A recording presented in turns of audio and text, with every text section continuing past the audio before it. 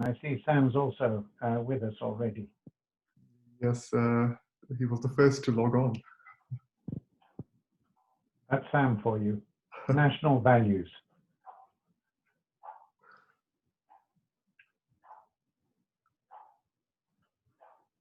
And we also have past District Governor Joe Orton logged on. Very good. Hello, Joe. Hello, Mike. Good to have you here. Okay, thank you, and thank you for the personal invite. It's a great pleasure to be here today. No, we got to have you're essential to this meeting.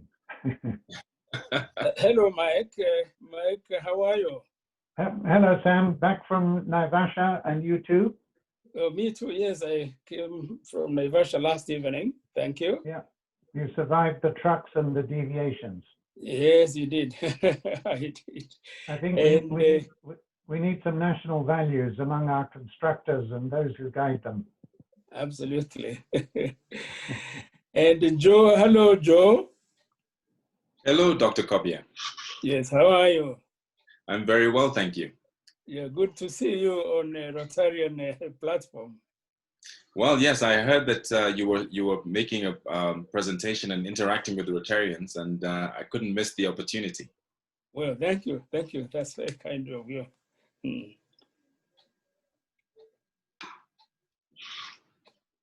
Good to see Yusuf Kashafji with us today. Hi, Yusuf. Hello, Mike. How are you, Mike? My neighbor. I'm very well. Do you know Sam Kobia, Yusuf? We've met once, but I don't think he'll remember. It's quite a few years back. Well, you've got to accumulate some more meetings with him. Absolutely. Absolutely. That's why I've joined this meeting. I'm really looking forward to listening to him. Good, good. We all are.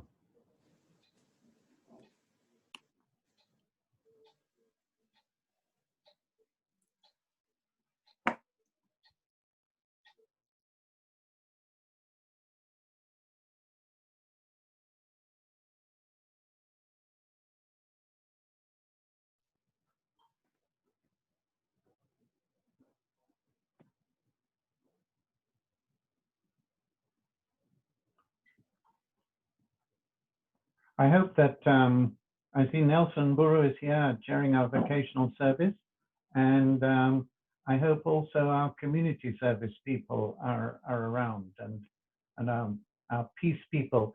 You know, Sam, we have Justice Joyce Oroch as one of our members.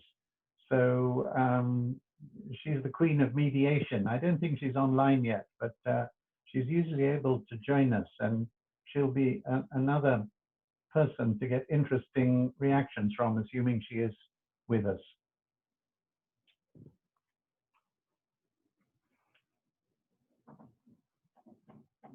That's very good to know, because I know Justice Oroch, you know, over many, many years, and especially her husband, who was a doctor in Meru.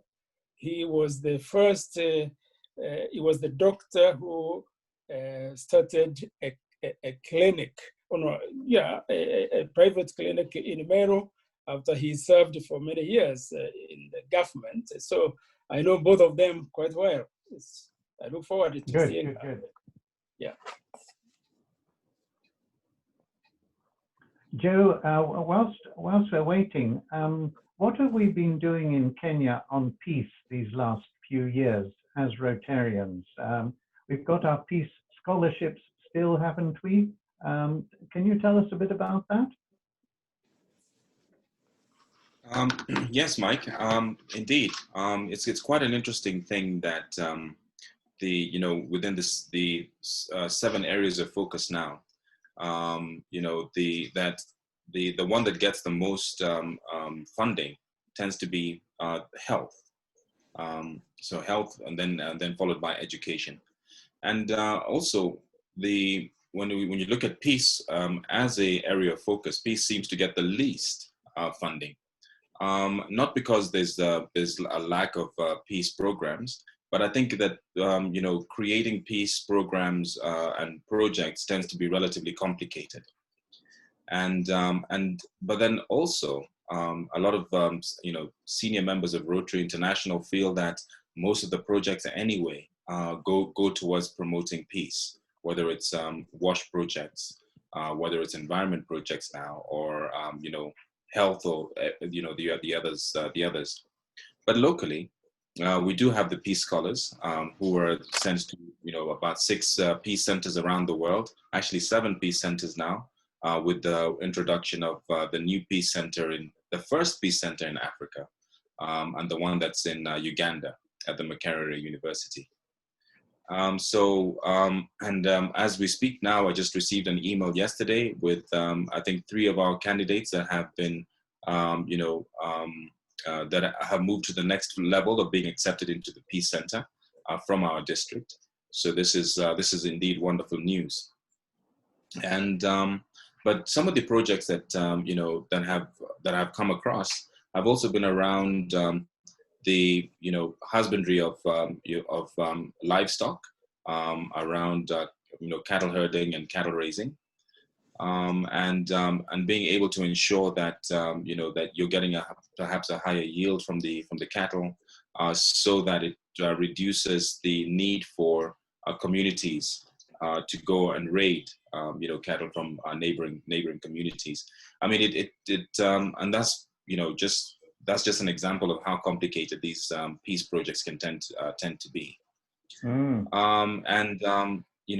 There has been others where there's been more around communication to communities, helping communities be able to build dialogue, so that the moments of tension around politics then tend to be the temperatures are brought down, and the individuals within those communities have an opportunity to start dialogue whenever there's temperatures rise. Thank you, Joe. I had an extra thought, and it's the thought I had in mind in terms of potential Rotary collaboration with NCIC, which is that we might not need that much budget. It's more our time that we need. And also, as we presumably would bring in Rotaractors and their time too, it's more the volunteerism, man and woman hours, than shillings for activity, equipment, whatnot. I think that's another possible explanation for less funding than for others that require material activity. Indeed, and I think that how the Rotary tends to be we have fantastic reach across this district in Kenya, Ethiopia, South Sudan, and Rotary clubs. Rotarians are, Rotary clubs consist of people who are members of the community, diverse backgrounds, professions, and I think we have a great, ability and capacity to really get down into those communities, and have those very important conversations. Yes, that's right. I don't know how many people read Bitanga Demo's article yesterday in The Nation, because he was linking the sort of things you were talking about to peace by quoting Confucius. And he was saying that education builds confidence, confidence builds hope, and hope builds peace. I'd never come across that Confucius saying before. And thanks to Bitanga Demo for making me aware of it. And I'm happy to share it with us here today. An excellent quote, indeed. An excellent quote that defines our times.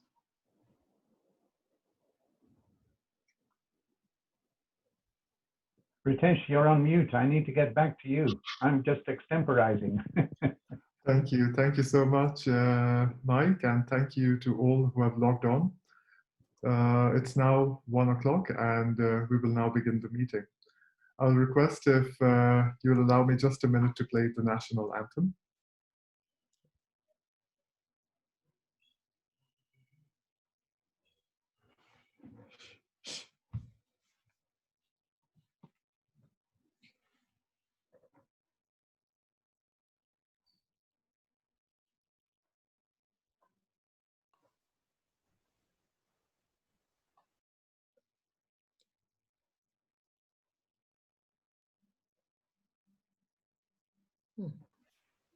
Ritesh, it's on mute.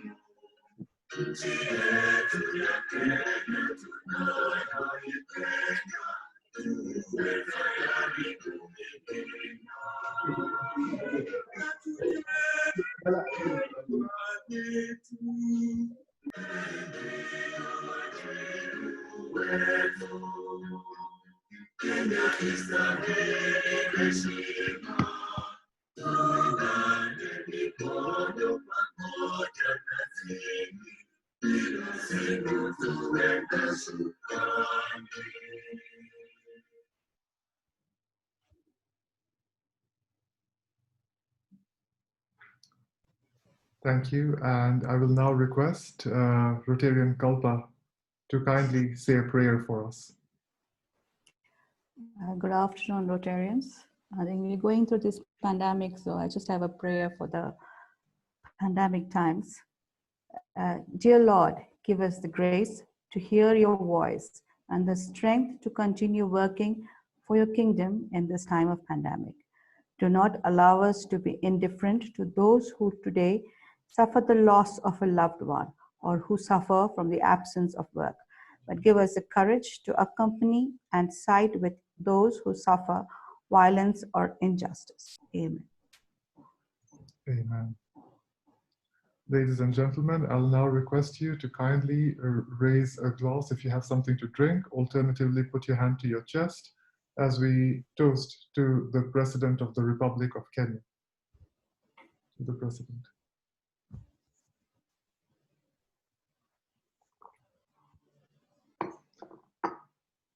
And before we go to the introduction of Rotarians and guests, I would like our Vice President, Ambassador Dr. Josephine Ojiambo, to kindly share with us about our tree planting activity which took place last Saturday. Thank you very much, President Ritesh, IPDG Joatin, our guest, Rev Samuel Kobia, fellow Rotarians, Rotaractors, and guests. Last Saturday, we as the Rotary Club of Nairobi, together with Rotaractors from KCA University and Rotaractors from our own club and family and friends, spent a pleasant morning in Karura Forest. We were led by our president to grow trees. I underscore grow as opposed to plant trees. Together with the warden at the park, we observed a few minutes where we heard about the history of Karura Forest, which goes back into post-independent Kenya, and a little bit about the significance of that forest in terms of global architecture on environment. He also spoke to us a little bit about the trees that we were going to plant.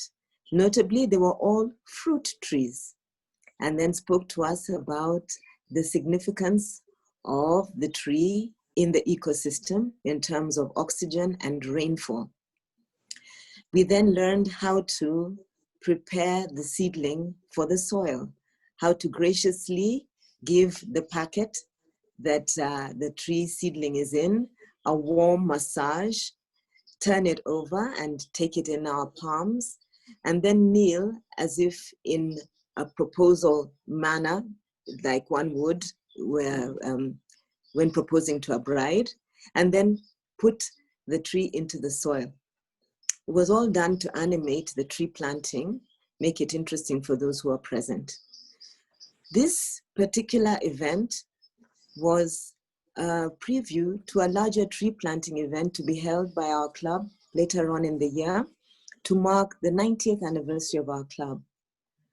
After the tree planting ceremony, we then retreated to the car park where we danced the Jerusalem dance. And even after that, enjoyed a piece of cake to celebrate the marking of our 90th year as Rotary Club of Nairobi.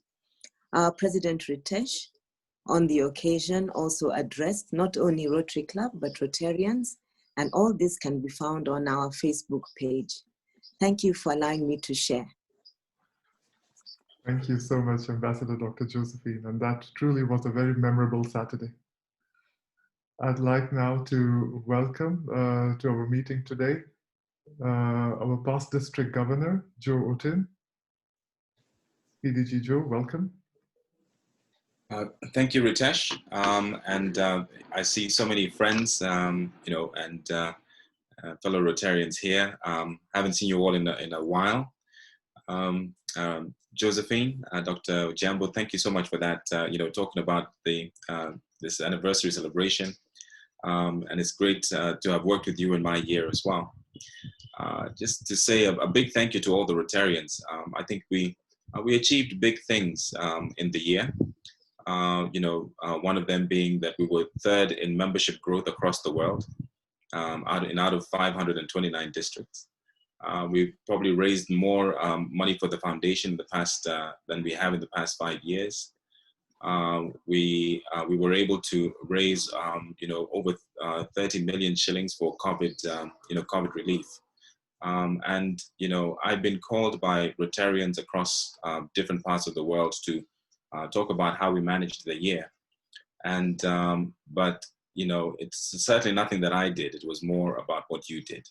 And I really just want to say thank you to each and every Rotarian for the participation and the you know, the dedication and inspiration you've given you know, to our movement to be able to help those communities and people in society that need our help.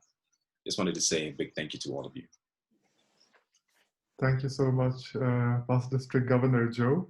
And since it's not every day we get to meet you online, I'd like, before I welcome other Rotarians and guests, I'd like past President Dr. Sally Gitoho to say a quick hello to you.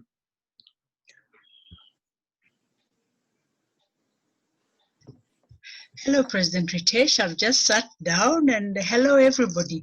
Hello. I don't know if I'm saying hello to Joe, PDG, guest, Dr. Kobia. Welcome. Thank you. Thank you very much. Thank you. We have with us Reverend Dr. Samuel Kobia. We are very grateful for your time, and we are looking forward to the very informative talk today. Welcome to Rotary Club of Nairobi. Thank you very much, President Ritesh. Thank you. And I'd also like to acknowledge the presence of past President Ozwem from Rotary Club of Abuja, the ambassadors, President Sarah from Rotary Club of Nairobi North, Rotarian Sarah from Rotary Club of Ruiru, and Elizabeth from Rotary Club of Nairobi North, as well as Rotarian Mumbi. Welcome all. Welcome Rotarians and guests. I will now request our past president, Mike Eldon, to kindly introduce our speaker for the day. Thank you very much, Ritesh. And I've been looking forward to this day for quite some time, as I know Sam has. And I say Sam because I know him as Sam. He's a real gentleman, full of humility, and right now the chairman of the National Commission, of the National Cohesion and Integration Commission. He previously served as the senior advisor on cohesion, peace, and conflict resolution in the Office of the President. He was also a commissioner in the Judicial Service Commission, which, as we know, is responsible for recruiting judges and overseeing the judiciary, and is right in the middle of this BBI thing just now. He's been the ecumenical special envoy for the Sudan, the General Secretary of the Kenya National Council of Churches, NCCK, and later he became in Geneva the General Secretary of the World Council of Churches. He's also served as the Chancellor of St. Paul's University. In all his work, Reverend Dr. Kobia focuses on mediation, like our Joyce, and dialogue in support of peaceful coexistence, very much including now in his present job. But this is nothing new to him, just that the title is new. So I'm sure we'll hear from Sam about what NCIC is doing, how it's building up to hopefully a peaceful 2022 election, and how we can participate and collaborate with NCIC in this regard. He has a master's degree in urban planning, theology, and international relations. What a collection, eh? From universities in Kenya, the USA, and Switzerland. He's visiting professor to Wesley College in the US and the UK, and he's authored several books, including one, Dialogue Matters.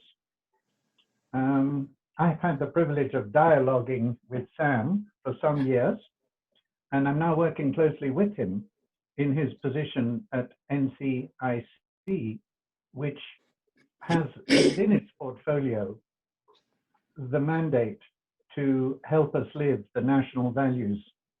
What I know about Sam in that position is that he expects to be a mad man. Relax, Sam. What I mean by mad is make a difference.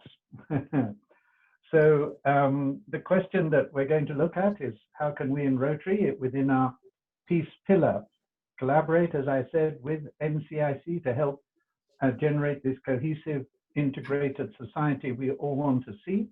Our club, the Rotary Club of Nairobi, as you've been seeing already, is known for many years now as the Rainbow Club because of our diversity and inclusiveness, generations, gender, race, ethnic, the lot.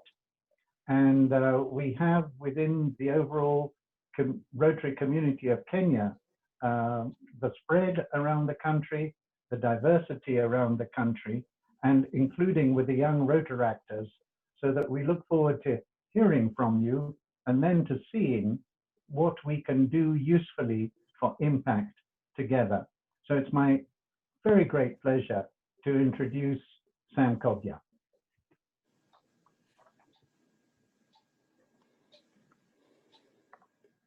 Well,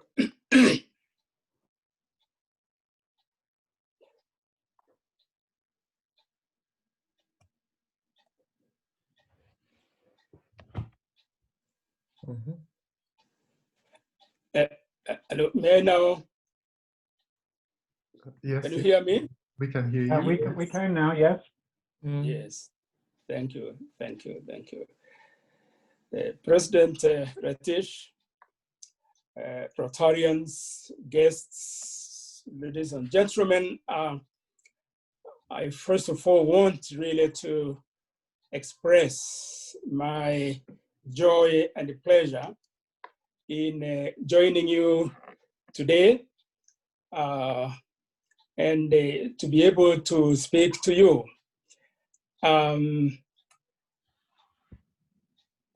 Just a minute, can you hear me and see me? We can hear you, but we cannot see you. Yeah, that's what I thought, and I'm trying to see how that can be.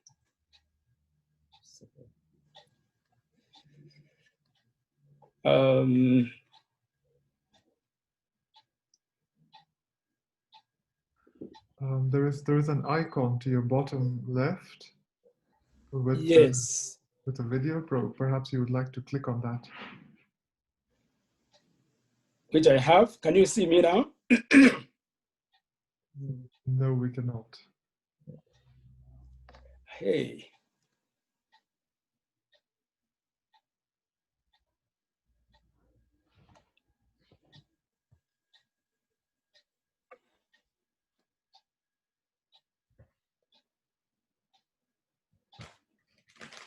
Maybe just carry on without the video for now. And good news, Sam, Joyce Oloch is with us. Oh, Justice Joyce, good afternoon. Good afternoon, Reverend Kobia. How are you? I'm well, thank you. Can you see me now? Yes, I can we see you, yes. Yeah. Okay, thank you very much. It's good. I knew and I was told that you are going to be present. So it's so good to see you and to hear you. Thank you. Now, I was just about to say how very pleased and honored I feel to have been invited to have a discussion with the Rotary Club of Nairobi. And all this is thanks to Mike. As he said, we are on the first name basis, and therefore I can call him Mike. He's the one really who introduced me to the Rotarian Club of Nairobi, and managed to persuade me to leave everything else that I was going to do today in order to be with you this afternoon. Thank you very much, Mike, and thank you for your kind words of introduction. Now, let me begin by congratulating you on attaining the age of 90. According to the African culture and tradition, when you are 90 years old, we say you can't do wrong. I don't know whether that's how the club feels now at 90, but perhaps even if you do anything wrong, it is righted by the virtue of your age. I was very pleased to hear that you celebrated the year 90 by planting trees at Karura Forest. That reminded me of something I know about trees, and the ritual of how you planted the trees. It was very interesting to me because I know, having grown up in a village in Meru, where trees were, especially trees in our forest, were sacred. And if for any reason you had to cut down a tree, you had first of all to get the permission of the elders, but also you had to talk to the tree you are about to cut. You apologize to the tree and explain the reason why you have to cut down that tree. And so that reminded me when I heard of the ritual of tree planting that was narrated to us a few minutes ago. But also, it reminded me of what the Bible says about a tree in the book of Revelations.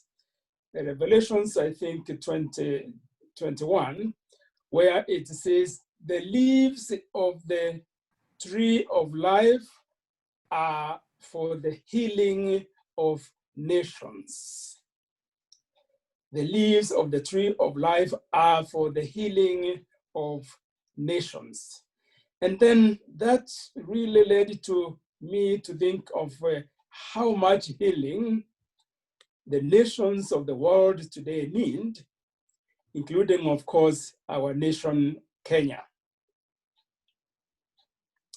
Secondly, in a preamble, I want to also congratulate the Rotarians in general in the world for the contribution you have made in eradicating polio in the world.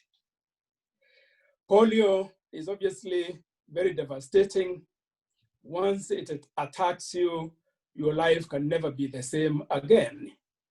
So to have eradicated polio virtually really in the world, it's extremely significant, and I wanted also to congratulate you on that achievement. And thirdly, I just wanted, before I begin to make my presentation, to say that what Rotarians remind me of is the power of software. The power of software in the sense that the work that you do, and reading the website and listening to even the updates of what you have been doing, this is part of the software. But this is what actually makes the difference in lives of people. And therefore, I'm greatly encouraged by what I have read about your work. And thank you very much for inviting me to speak or to have this conversation with you today. Let me begin by sharing a little bit about the National Cohesion and Integration Commission, the NCIC, as the acronym goes, and say that our mandate is very simple. Our mandate is to promote equality of opportunities and to promote peaceful coexistence and harmony in Kenya. And this envisages a just and equitable society living in peace, unity, and dignity. And to do this work, there are 4 pillars that I want to mention, just to make a mention. The first pillar is on the national ethos and the values. The second pillar is stabilization and hate speech management. The third pillar is social reconciliation. And the fourth pillar is a fair distribution of resources. Now, in my engagement with you today, I have chosen the second pillar as the anchor of this conversation, the second pillar being stabilization and hate speech management. I know Mike is smiling on this because I have been sharing with him that the general perception of what NCIC is the hate commission. And that is what one newspaper referred to us as when I was appointed the chair of the NCIC. The paper said, His Excellency President Uhuru Kenyatta appointed Dr. Kobia as the chairman of the hate commission.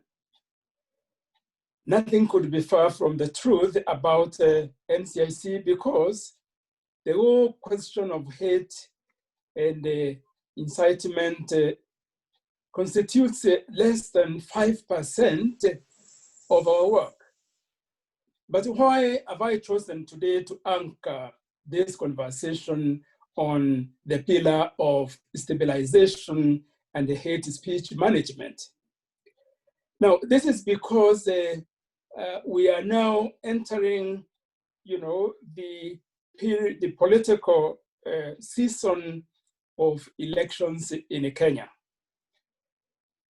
The 2022 elections has already cast its shadow over this nation.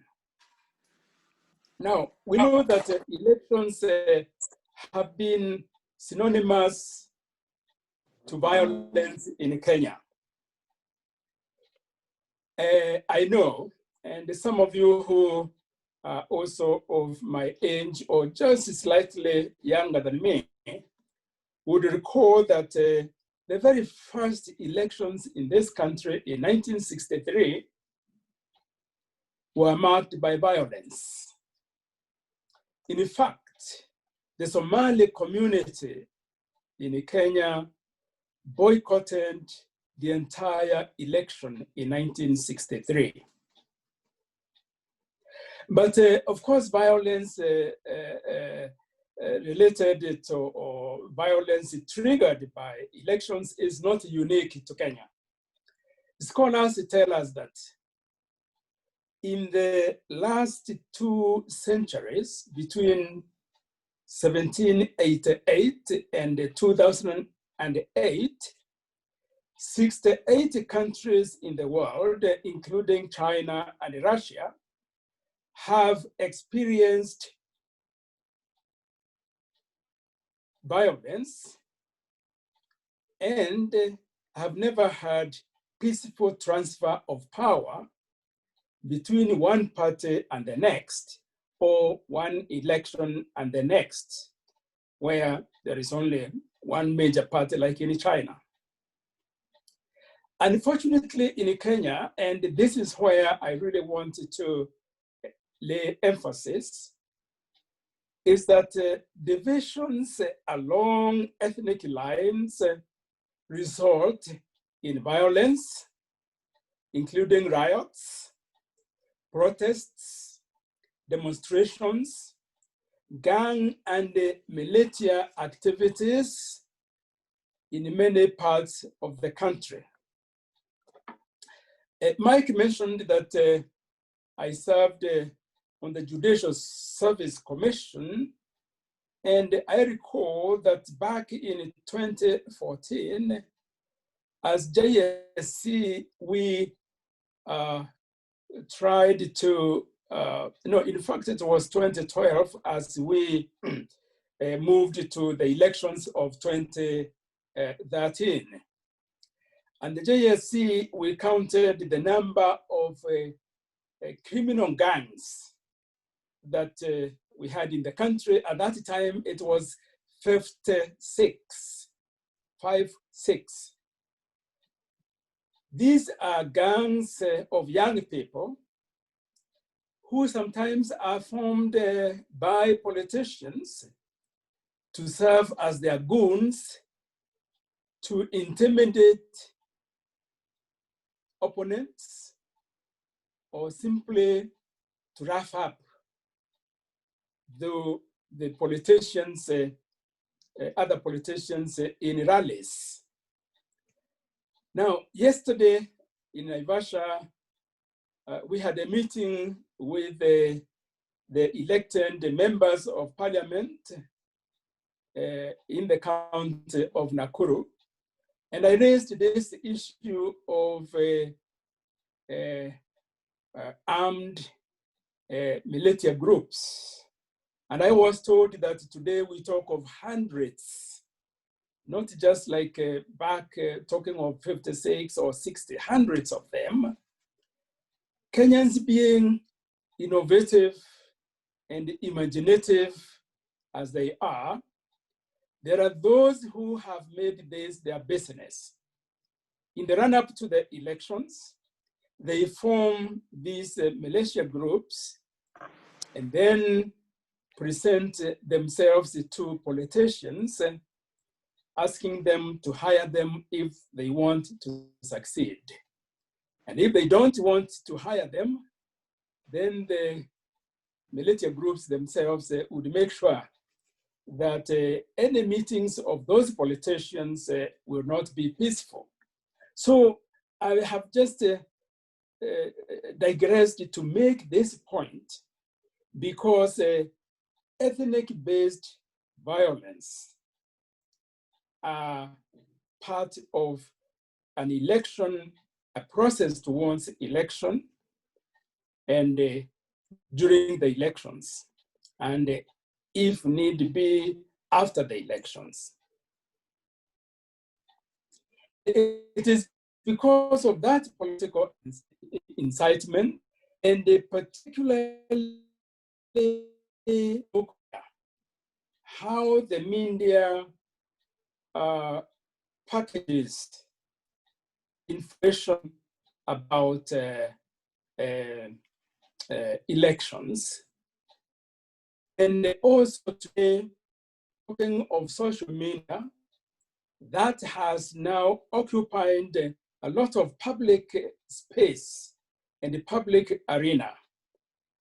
And this is why when we talk of hate-related speech, there is a lot of misinformation, disinformation, fake news, which of course are sensational and therefore become part of elections politics culture in this country.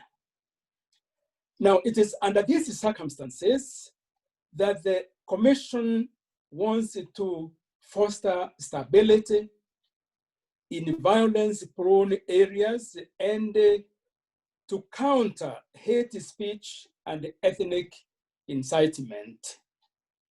And we do this using especially 3 approaches. The first one is to transform political stakeholders to be agents of peace. Transform political stakeholders to be agents of peace. The second way is to build the capacity of citizens and the civil society to resist political manipulation and maintain peace in the run-up to, during, and after elections. And the third approach is to counter hate-related speeches by holding perpetrators to account for their actions. Now, while these approaches and strategies are mooted and guided by the Commission, the desire to get partners and agents who can implement these approaches in the various parts of the country and in various social settings is what we desire, partners. As a Commission, we may not be able, of course, to build the capacity that will make us to be present and be seen everywhere in the country. But we can build the capacity of a Rotary Club, which in turn builds the capacity of its constituents. So this is where, and that is why I have taken time to explain a little bit on how I see our partnership with the Rotary clubs will look like. Now, why focus on Rotary clubs and Rotarians? The main reason is because of the values that you hold and the attributes that we associate with you as persons of high integrity and high standing in the community. So what I look forward to in trying to forge this partnership with yourselves is to see how you might be able to supply what is lacking in Kenya. And I wanted to identify 5 areas where I see are lacking in Kenya and will need to be impacted by the Rotarians and the Rotary clubs. Number 1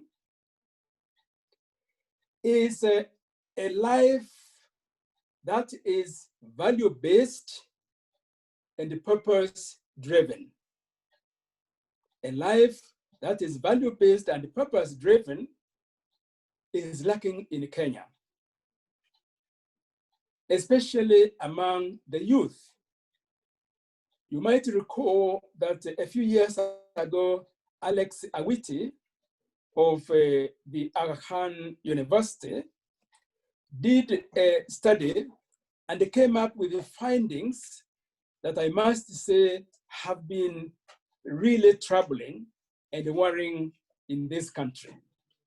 And that is that majority, over 60% of Kenyan youth, including college-educated Kenyan youth, have very high regard for wealthy Kenyans, irrespective of how they acquired their wealth. And I say it's troubling because that is not what the young people are supposed to be.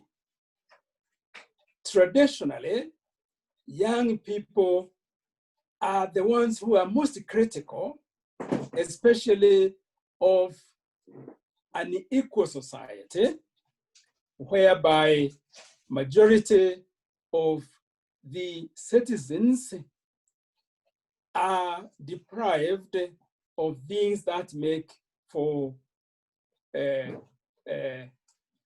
quality life. So that is one area that I feel that Rotarians can contribute to.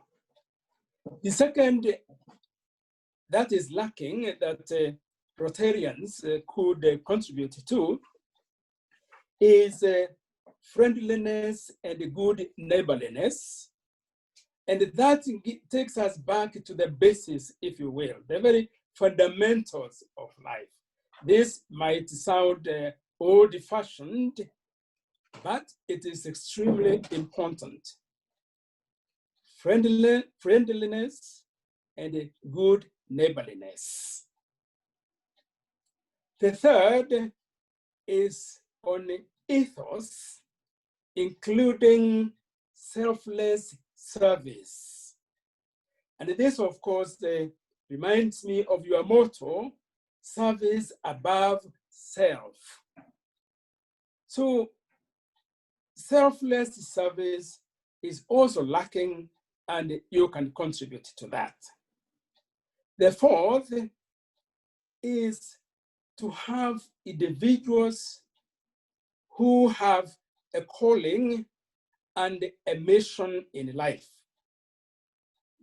Because for you, like in my other profession, the ministry of the church, we talk of being called and then sent. This is how I see Rotarians. You feel you have a calling and you have a mission, and anyone with a calling is also sent, because you cannot have a mission to yourself. It is to the wider society. And the fifth one is the promotion of quality of life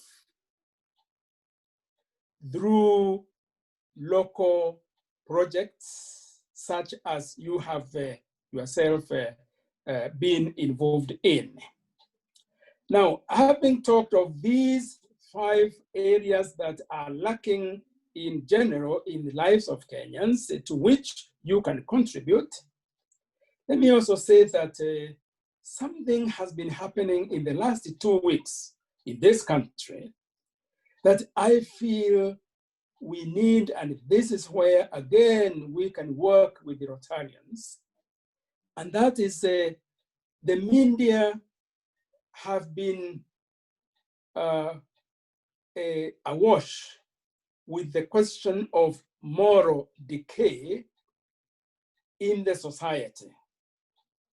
There has been a preoccupation of every Kenyan parent and all Kenyans who would want to see Kenyan lives being transformed because of what has been referred to as moral decay.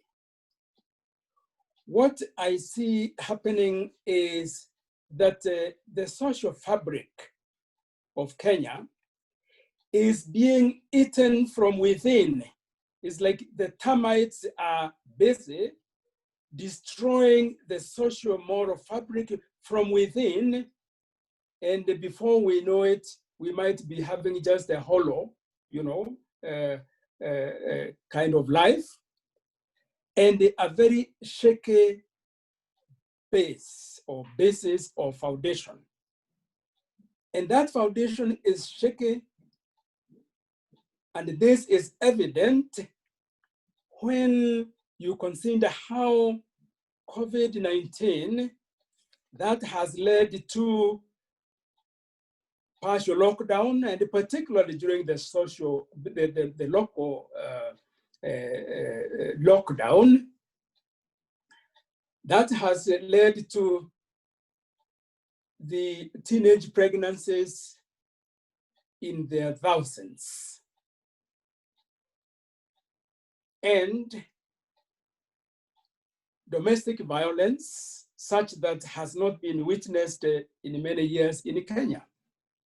So we have a crisis, and we don't know how to deal with that crisis because you have Kenyans, especially men, who don't know how to conduct themselves if they have several days at home, locked down,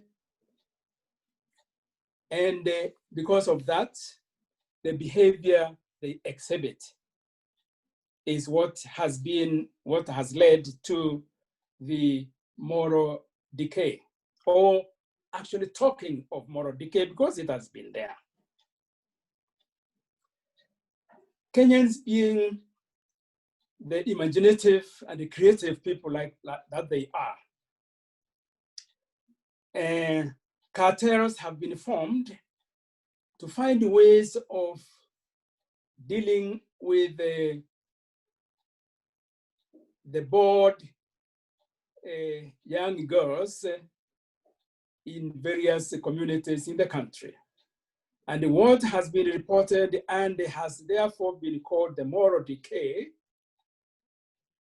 is that these young people can be very easily lured into situations, including spaces in people's homes and in clubs, not of course the Rotarian clubs, that they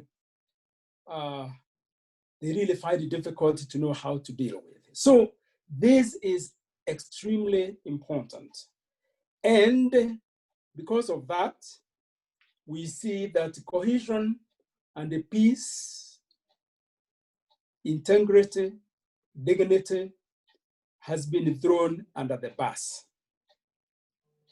Now, for you Rotarians, it may be easy to talk about promoting peace because it is the first of 6 issues you have indicated in the Rotary Foundation website that I read in preparation for this conversation. This tells me that fighting disease, providing clean water, sanitation, hygiene, saving mothers and children, supporting education and growing local economies can be better achieved under peaceful conditions. Because it will be very difficult to achieve this when there is no peace.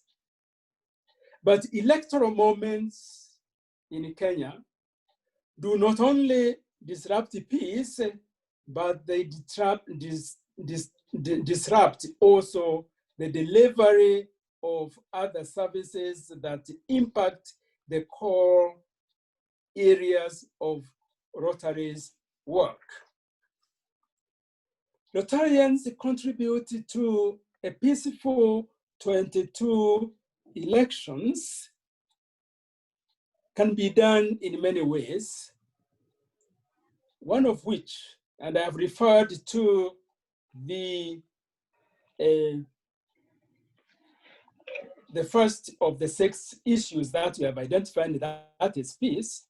So by employing several strategies, then you can contribute to the process leading to, during, and after 22 elections. Number one, you could contribute to the prevention of violence by increasing awareness of Rotarians and the communities where the clubs work on the value of peace and the respect of diversity. You know, respect of diversity is one of ways in which, in a diverse society like Kenya, which is ethnically, racially, religiously diverse, then we can talk of the respect for diversity. Once we do that, then it is possible for peace to prevail. And this can be cascaded through the projects you have supported and you continue to support and in your outreach. Now, Rotary clubs can also invite the NCIC to take communities through such sessions or training of Rotarians on who can then facilitate sessions in their own clubs. We as NCIC, as we work on the roadmap, we are working on a roadmap to the 2022 elections, and we wanted to invite you to join us in that process. I'm also aware that Rotary is already engaged in improving livelihoods in the various parts of Kenya, and that has been shared when we were waiting for the meeting to start formally. Such projects targeting the youth will contribute directly to reduction of an unstable election environment. I mentioned about the armed gangs and the forces that I mentioned are all over the country. These target the youth, especially young men. And therefore, it is possible when you target the youth to reduce an unstable election environment. This is because the youth who would have otherwise been involved in unproductive activities and even violence, then have an alternative. Many young people who engage in violence say is because they don't have alternatives. And the Rotary can therefore provide some of the alternatives. Additionally, Rotarians could collaborate and invest in peace interventions that are implemented by credible civil society organizations and also by government entities, including NCIC. Thirdly, Rotarians also have several platforms that you can plug in the work of NCIC in order for us, therefore, to synergize and be able to make a difference. I heard Joe talk about the peace work that you have done, and I'm aware that you have a pool of highly skilled and expert Rotary Peace Fellows who could help Rotary clubs and the government to identify specific and practical ways of ensuring that 2022 elections are peaceful.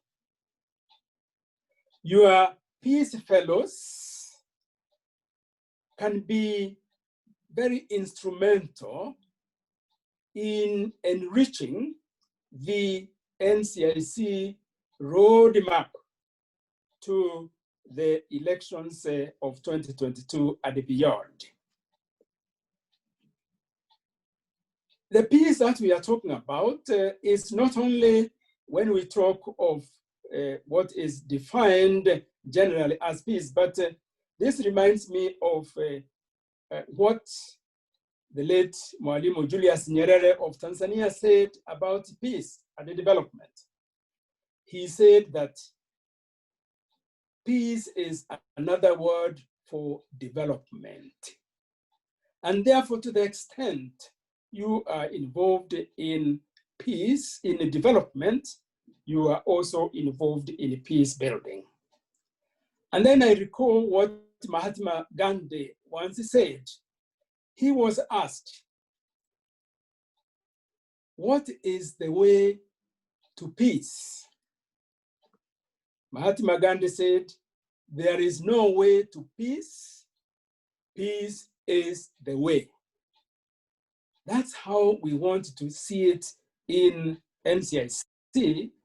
And I think that resonates very well with the understanding of peace among Rotarians. There is no way to peace. Peace is the way. Now, I know you have paid for many, I think, peace fellows to be grounded in peace and conflict resolution. And therefore, they, as far as I know, the peace fellows have decided to give back because you helped them to be trained.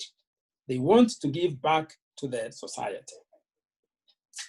Now, let me also say that experts across the region who can improve on preventing violence could be another way that you can contribute to the road map towards elections of 2022. We can invite, or we can even be invited by yourselves to have sessions where we can share experiences right across the countries and the continents in order to improve on the preventive efforts and the measures.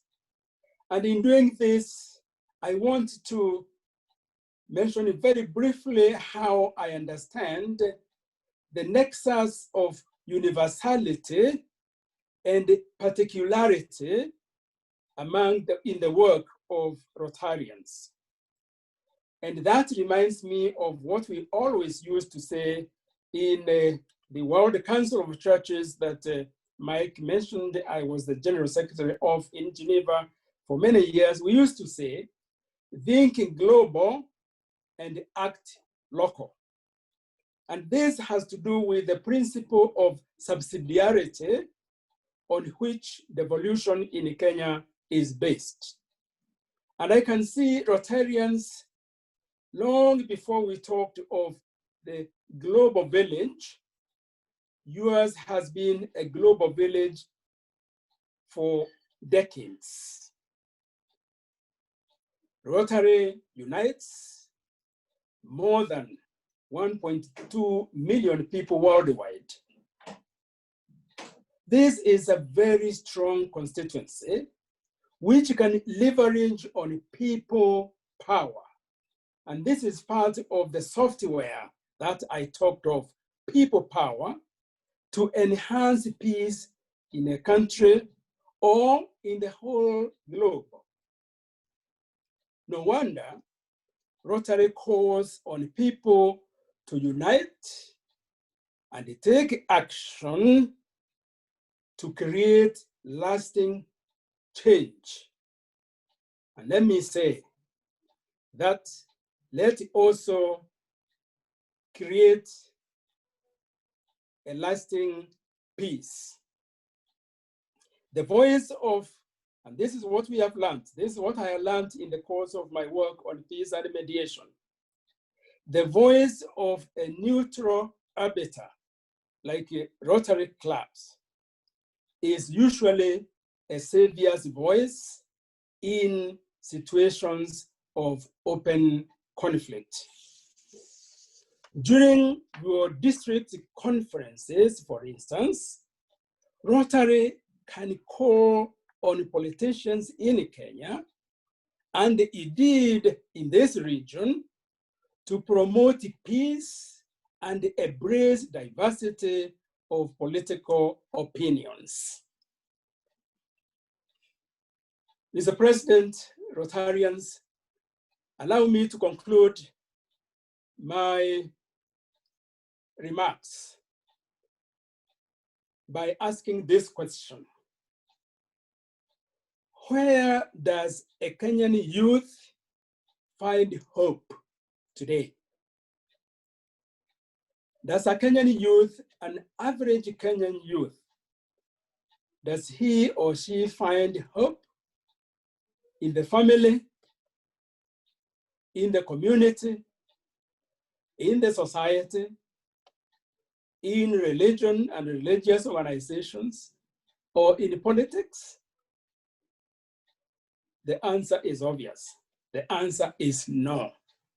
No, because if all that has been said about the moral decay is anything to go by, then a Kenyan youth cannot find hope in the institutions of this country today, or in the leadership, whether we are talking of political leadership, religious leadership, social leadership, etc.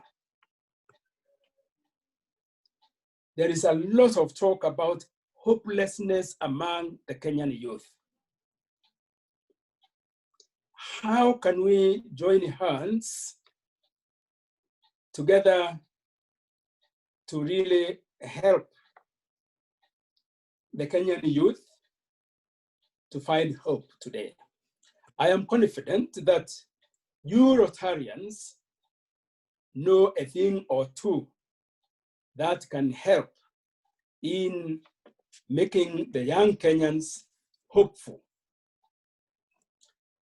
Because the future belongs to those who can make the younger generation of today to be hopeful. I wish to thank you once again for making it possible for me to engage with you. And I want to say that the Rotary Club of Nairobi, you are indeed giving opportunities to many young people and not so young people. And therefore, I would like, as NCIC, to continue this engagement. I wish to believe that today is not the one and the only time when we can have this kind of conversation. I look forward to many more in the coming weeks and months and even years. Peace be with you. Thank you. Thank you very much indeed, Reverend Dr. Kobia, for this very insightful and thought-provoking address. And I will request Rotarians and guests to kindly write any questions or comments in the chat box so I can call you out. And whilst they do that, I'll request Rotarian Yusuf Keshavji to kindly give a vote of thanks to Reverend Dr. Sam Kobia. Thank you, Mr. President. I'm sorry, my video, I'm finding it difficult to put the video on, so please forgive me. I'll just be on the other one. Firstly, Reverend Kobia, you know, you are an inspiration. And I wish we had more leaders like you in this country. You have a mammoth task ahead of you, but you have more supporters in this task than you can imagine. The Rotary clubs, for one. Your comments, Reverend Kobia, about forgiveness in the earlier part of your talk, I think this underlies many efforts towards peace wherever you are in the world. Reverend, I was also most impressed with your comments on respecting diversity. This is quite fundamental, and there are long-term issues that need to be addressed. My personal view is that we should not only tolerate, accept diversity in human beings, but we should all embrace diversity. There is so much to learn from people who are of different cultures, different religions, different tribes and races. For your information, His Highness the Aga Khan established the Global Center for Pluralism in Ottawa in partnership with the Canadian government, which continues to carry out research in many countries in this world. And they've already carried out research in about 3 countries. It is the lack of pluralism as a value caused by ignorance of the other. Is it accentuated by politicians in different countries, as you mentioned, using cultural, tribal, religious, and racial differences to enhance their power? The author, Samuel Huntington, called it a clash of civilizations. And isn't it more a clash of ignorance? Can we enhance this value of pluralism through the schooling system? Does it begin with the family? Is greater urbanization having an influence on acceptance of diversity as a strength and a value? Many, many questions remain unanswered, and these are long-term issues. But you, Reverend Kobia, are laying very strong foundations for a more harmonious and pluralistic Kenya. We offer you our prayers, our good wishes and support, and thank you for accepting our invitation to speak today. Thank you. Thank you very much. I feel humbled. Thank you very much. Thank you very much indeed, Rotarian Yusuf Keshavji. We have a question which has come in from our past district governor, Joe Otin. PDG Joe, would you like to ask the question? Yes, thank you, Ritesh. Dr. Kobia, I mean, what a wonderful presentation. I think it shows that you know, not only do you have compassion and not only do you care for the country, but you also have the ability and the capacity to understand the challenges that we have and the will to see it through. The challenge that we face obviously is beyond 2022. In your speech, you do recall, you do call out the number 2022 or the year 2022 as one that we need to be looking forward to, or ensuring that we maintain peace during that election. But I think the real challenge is peace for a longer time, beyond 2022.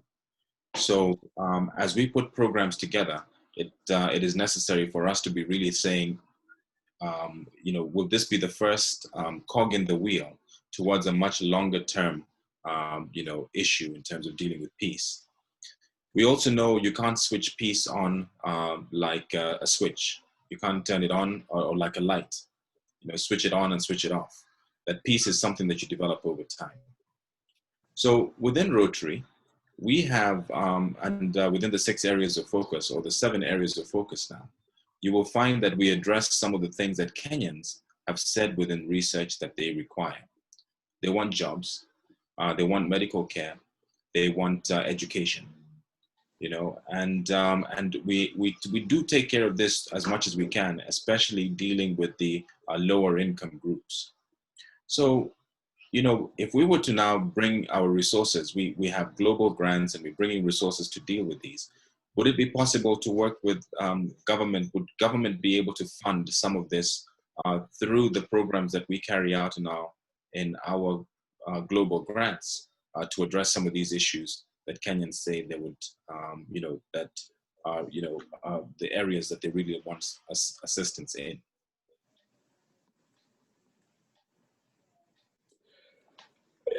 Yes, thank you very much, Joe, and thank you for your kind compliments.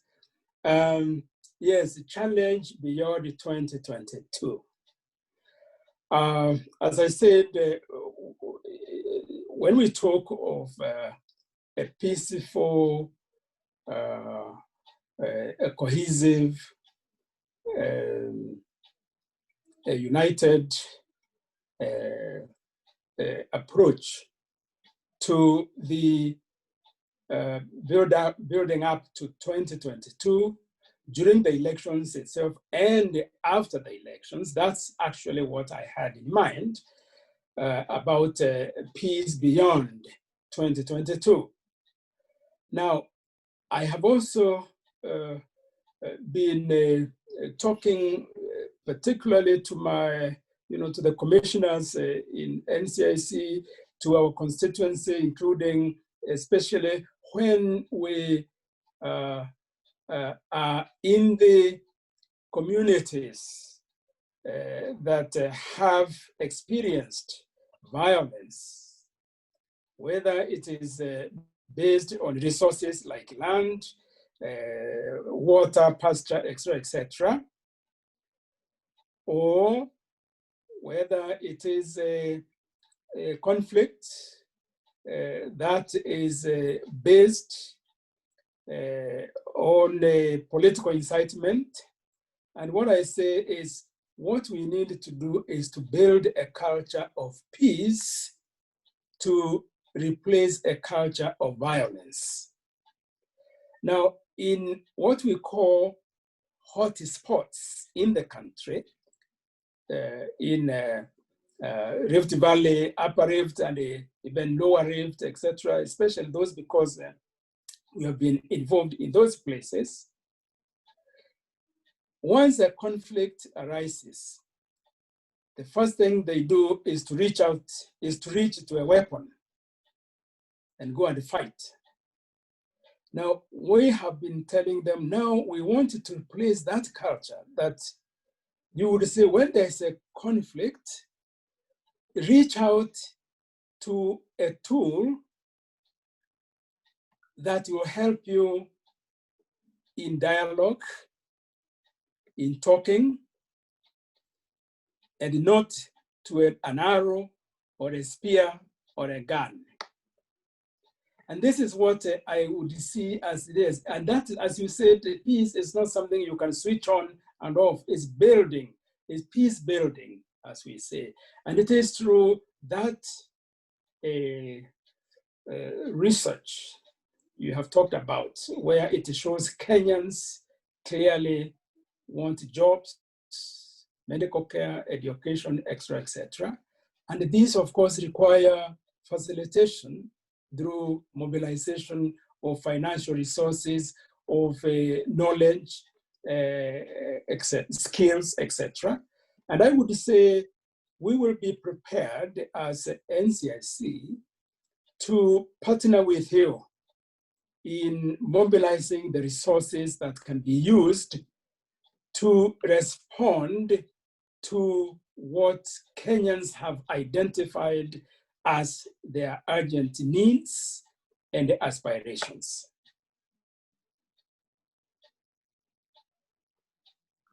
Thank you very much indeed. The next question we have is from Rotarian Anuja, followed by Rotarian Marilyn, and thereafter Mike Eldon. Yeah. Anuja?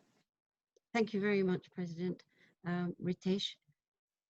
A really huge honor, Reverend Dr. Samuel Kobia, to hear you speak, to hear your messages. I've been writing copious notes because the learning is phenomenal. I've returned to Kenya after 33 years of working in the UK, where I was involved for 15 years in race and faith relations post 9/11. And so I have a lot of learning from there and experience, and your words really resonate with me. These messages are not unique to just Kenya, you know, anymore. And one of my suggestions to your question about how to motivate the youth, I teach at KCA University, and my message to them is that you are the future leaders of this country, and community engagement is the only way forward. And I love your quote that peace is development. Two questions really. Is there a danger of hooking cohesion and peace to an election and an electoral cycle? Because I feel that, you know, our vision must be much longer, much deeper for our youth. And as I said, my students are in their 20s and their early 20s, and I am grooming them in their mind psychologically to be future leaders of this country. And so we're talking about 20 years down the road. So that's one question. And the second one is that as a child, when I was growing up in Kenya, post-independence, I am just an independence baby.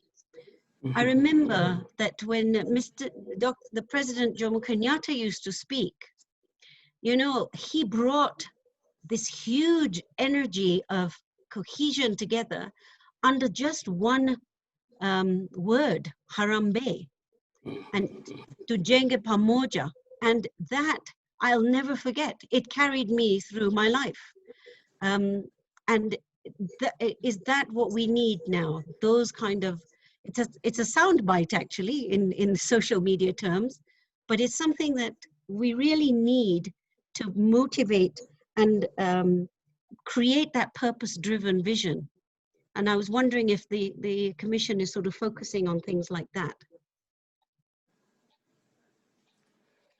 Thank you. Yes. Well, thank you very much. Let me say that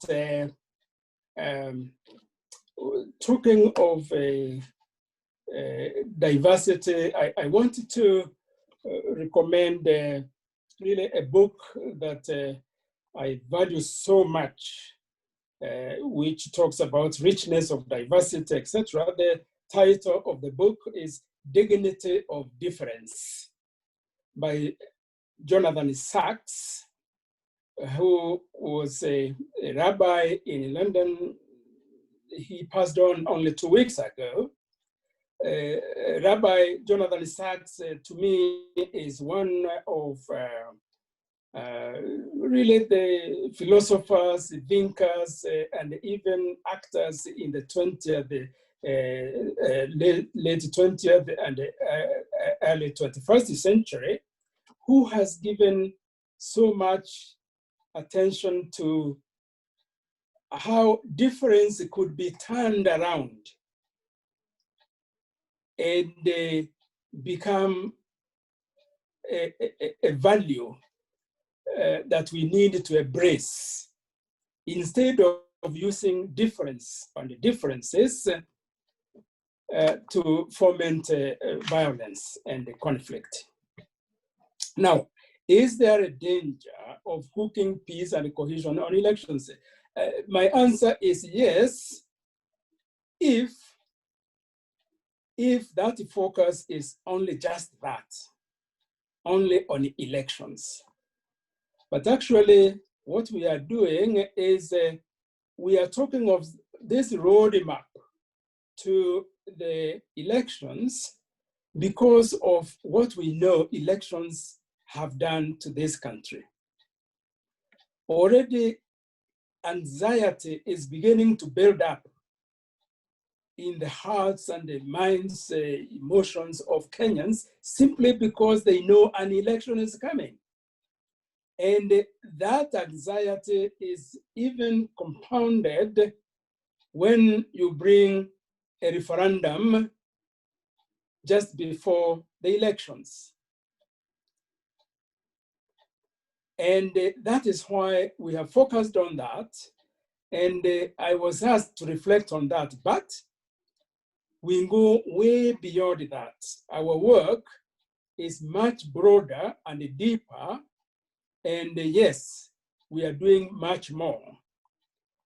Well, thank you for reminding us of the role of Jomo Kenyatta in helping to stabilize this country. Yesterday, I was in Naivasha, which is in Nakuru County, and I was talking to politicians, and I reminded them of what Jomo Kenyatta in 1961, when he came from prison, addressing white settlers in Nakuru.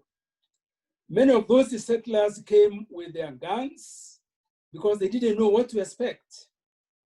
Only for Jomo Kenyatta, who had been described by one governor as a leader to death and darkness, stood before them and said, "My brothers, I extend a hand of friendship. Let us forgive each other.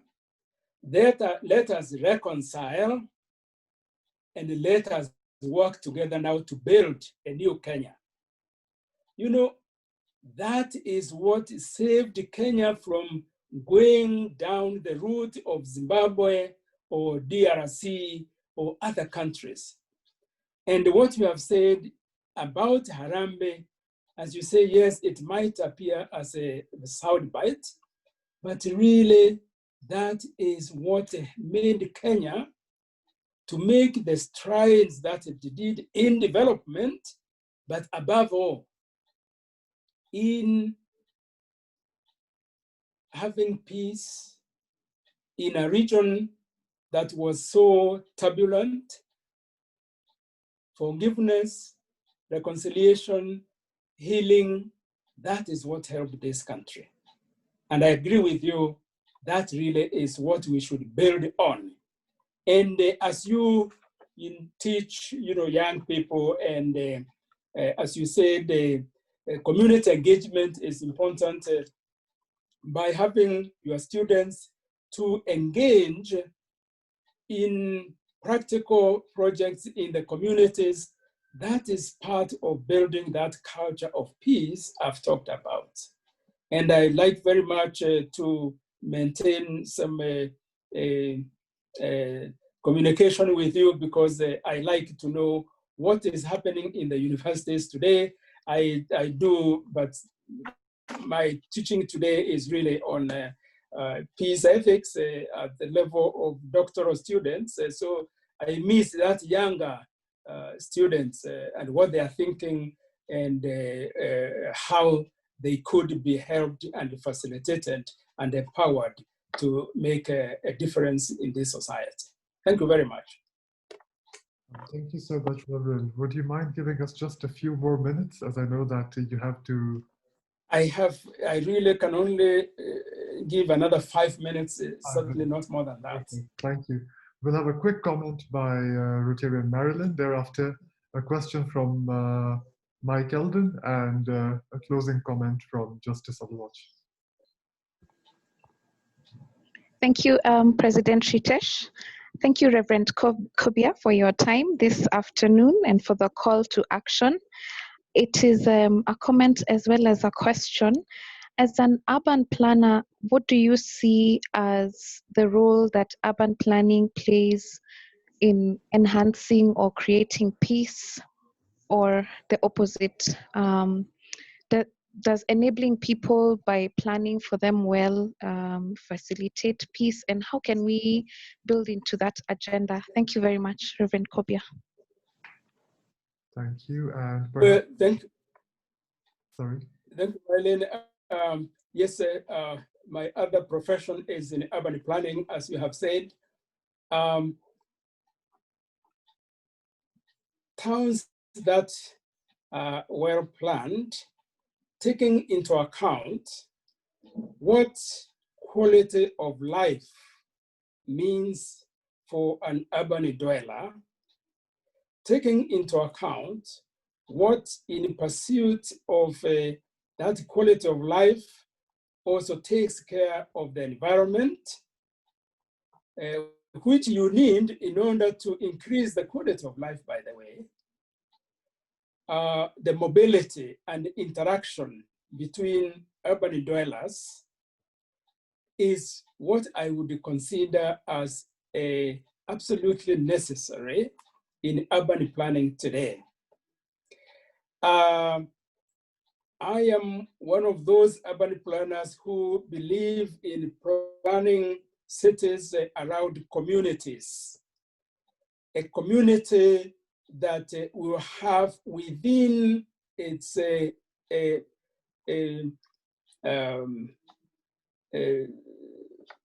community really proximity. Some of the engaged communities today in Nairobi, especially in the neighboring areas like Kiambu, are approximating to what I have today, an ideal planned city. You know, a city is the center of life,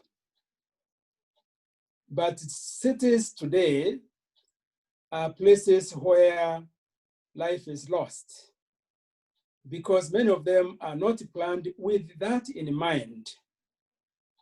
The humanity, which should include the environment itself, and how people in mobility will be able to interact with each other.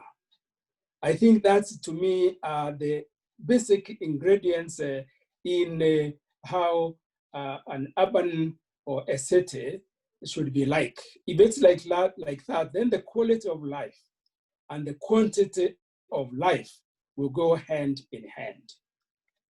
Thank you. Thank you so much. And now final comments by Mike Eldon and Justice Joyce Oluwatch. Ritesh, I think we really need a 2-day retreat on this thing, and maybe we'll have one. Just very, very quickly, and Sam, I just wanted to point out what you and I know, which is that this kind of relationship between NCIC and Rotary is just one of the relationships that NCIC is building. And another one is with Vision 2030, of course, which is beyond 2022. We've been working with Keproba, the merged Brand Kenya Export Promotion 1, where Brand Kenya is all about so many of these things.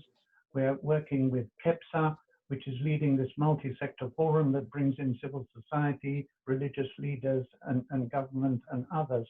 And for Rotary to be part of this larger ecosystem to create a critical mass that can begin to have influence in order that we weaken the culture of violence and strengthen the culture of peace is what we need, not fragmented initiatives.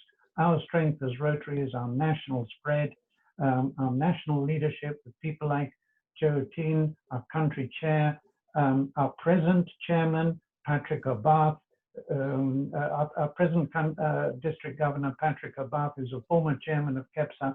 We have this community of great leaders within our club, this one that you're with here today, Sam, and way beyond. And with that, let me just hand over straight to Joyce.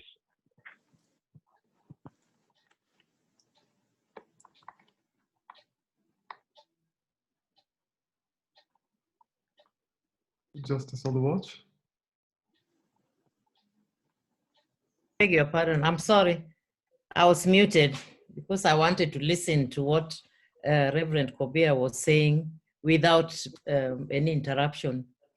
Thank you for giving me this a minute or two, President Ritesh.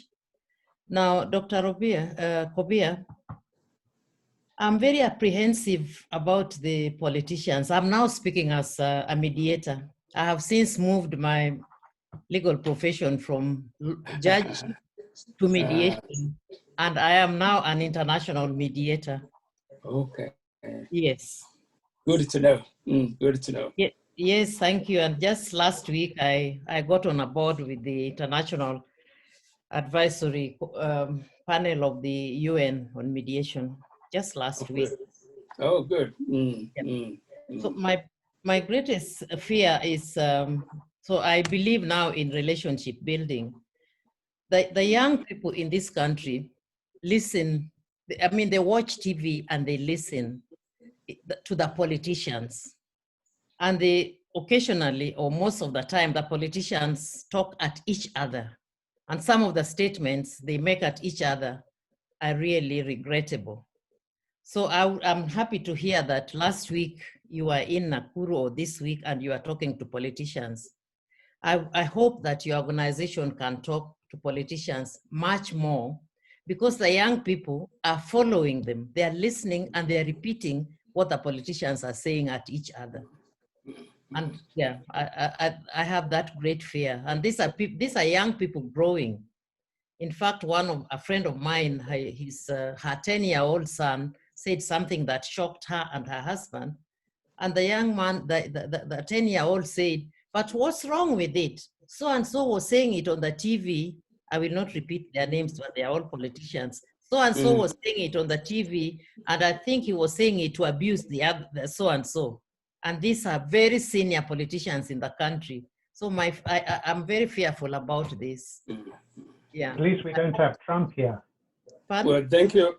Yes, Justice Aluoch, I'm pleased to know that you are now involved in mediation, and I would like to engage you more on that, because I think there's a lot we can share. I think your fear and apprehension is well founded. And as you have said, relationships building is really what will help this country. Yes, politicians are very selfish, and for them, it's all their interests and nothing else. And therefore, the way they are able to influence young people is something that we must be, concerned about. So, but thank you very much. We'll continue to talk to and with the politicians, I would say. And Mike, thank you very much. I would say that, and as Mike knows, we are trying to rebrand NCIC, and in doing this, we are reaching out to many others, like we are doing now to the Rotary Club, and therefore we look forward to really having synergies that will help us in making Kenya to be that home or to be that place where many, in spite of their diverse backgrounds, will actually feel this is a home to belong to, and it's a place I want always to feel that I am a brother, a sister to my neighbors. And so that's why I was happy to see that good neighborliness is one of the values that you subscribe to. Thank you very much, President Retish, and everyone else. And I have really to go now, because I have an engagement, an appointment that I must make. Thank you very much, and God bless. Thank you so much. Thank you for your time. Thank you.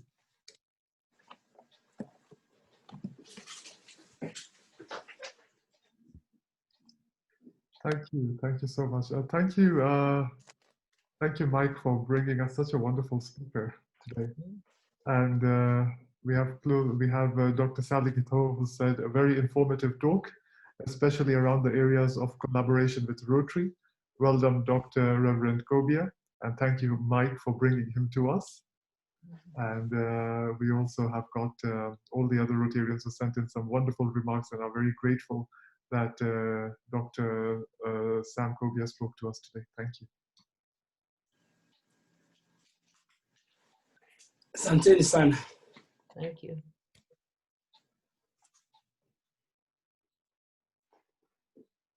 Sorry, I believe you're on mute, Mike. Mhm. Yes, okay, well, Sam has gone, so I'll have to tell him afterwards what I tried to tell him then. Anuja wants me to have him come to KCA University. I'm sure KCA would be a great place for him to come, and he'll be happy to go. It's a great non-ethnic community at KCA University, great diversity. When the Vice Chancellor came in, a Luo, everyone expected him to support the Luos. He disabused them of that expectation. So I have received a message from Janet Macharia, who is the Rotary Country Programs Chair, and she would like to have follow-up discussions on developing a countrywide peace awareness program with NCIC. And also some other country representatives have sent in their apologies today, but I have told them that there is a recording available, and I'm going to be sharing that recording with them. PDG Joe, thank you so much for being here with us. It has been my pleasure, and what a wonderful talk. I think it was, very enlightening, and it just adds confidence. We have real confidence that this agency is going to have make a difference. That's true. Dr. Beatrice, I see a beautiful smile, and I'm sure you have something to share with us. What did you think of the talk today, and what are your thoughts?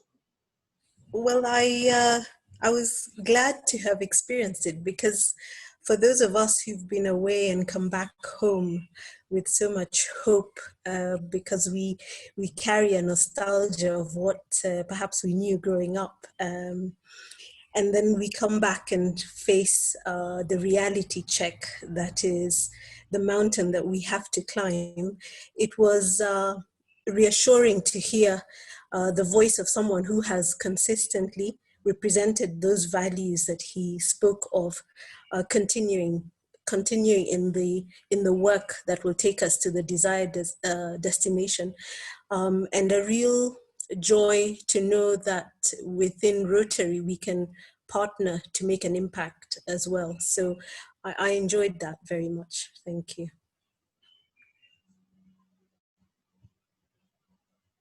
Thank you very much indeed, Dr. Beatrice.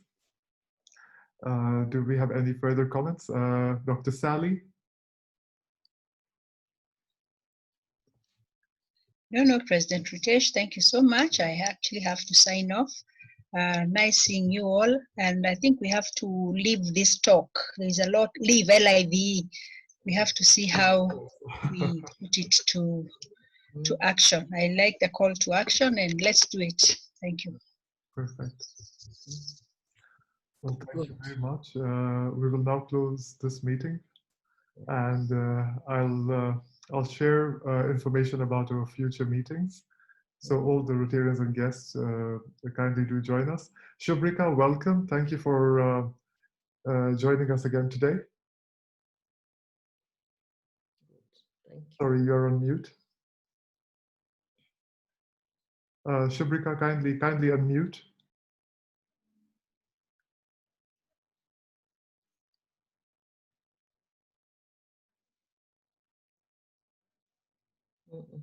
Sorry, Shubrika, we cannot hear you.